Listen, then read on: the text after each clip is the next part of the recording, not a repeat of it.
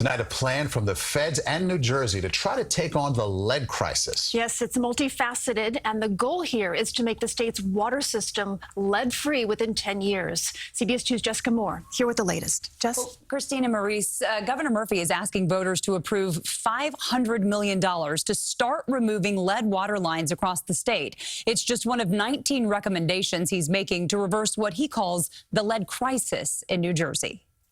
It is unacceptable that children are still poisoned by exposure to lead. And yet, that is the reality across New Jersey after lead was found in two of the state's largest drinking water systems, Newark and Suez, this year. I am today putting forward a goal for New Jersey to remove and replace all lead service lines from across our state within the next 10 years. Murphy wants lawmakers to force utilities to remove customers' lead lines for free, with the price tag passed on to all ratepayers.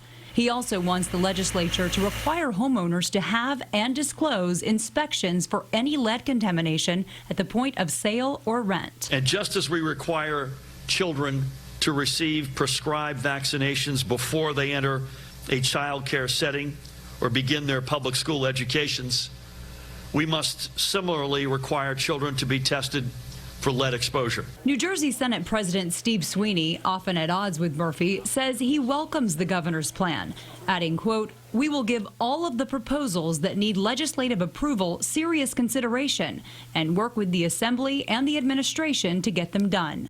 Lead contamination is a widespread issue, not just in New Jersey, but as I've already mentioned, around the country. To that end, the Environmental Protection Agency unveiled a plan today to overhaul how communities across the country test for lead. It would require water systems to act sooner to reduce lead levels. Second, it would improve transparency and communication with the public.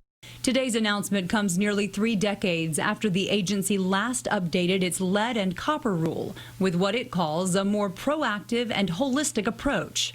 The EPA wants to require water companies to notify customers of high lead levels within 24 hours and force water companies to meet customers halfway.